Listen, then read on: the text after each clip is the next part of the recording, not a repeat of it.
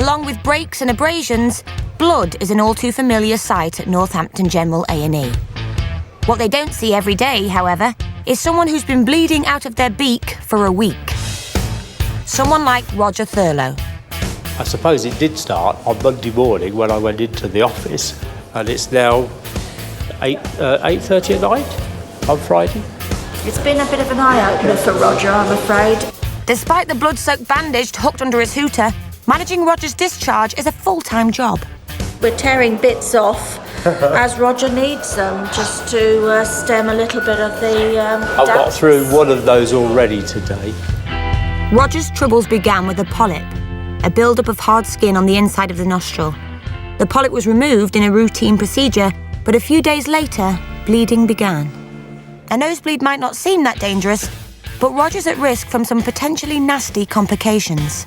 If a person loses a lot of blood, he can die from it, can die from shock and blood clotting problems. It's a potentially life-threatening condition.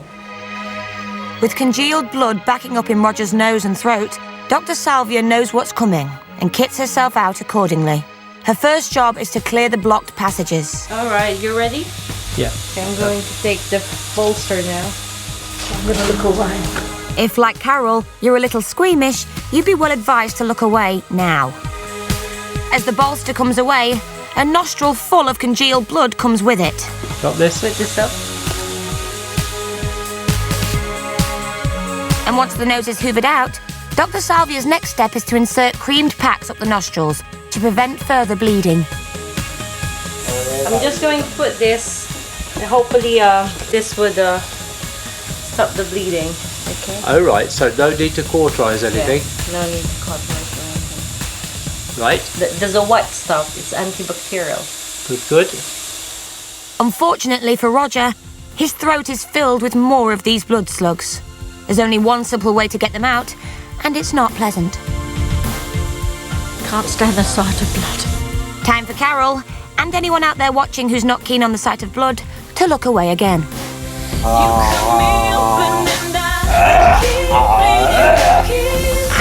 Come it out. Excellent, well done. It's horrific. Absolutely horrific.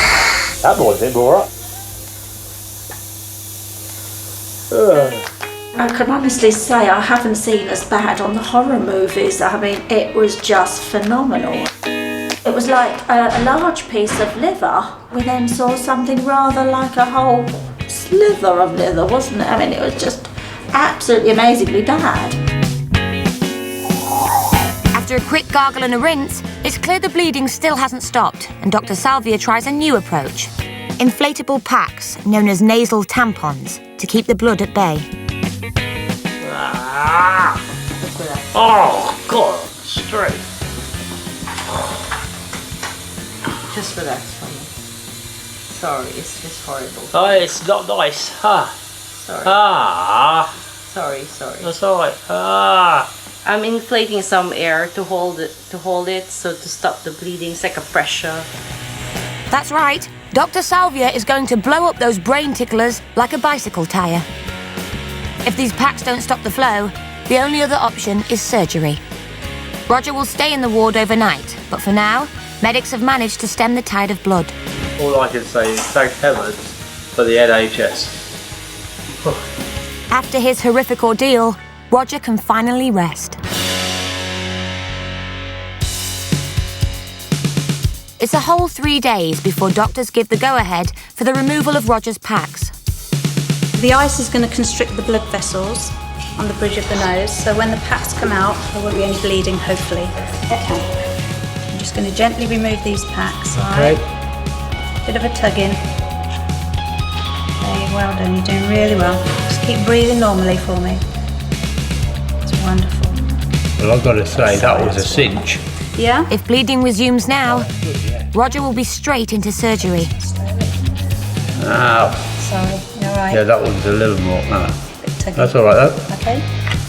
Wonderful, well done. The packs do come out smoothly, but there's a nerve-wracking wait to see if bleeding begins again. It's a sudden shock to find you can breathe through your nose again. It's wonderful. I'm a very happy chappie. An hour later, Roger's out of bed and ready to go home. First thing you want when you get home, nice cup of tea.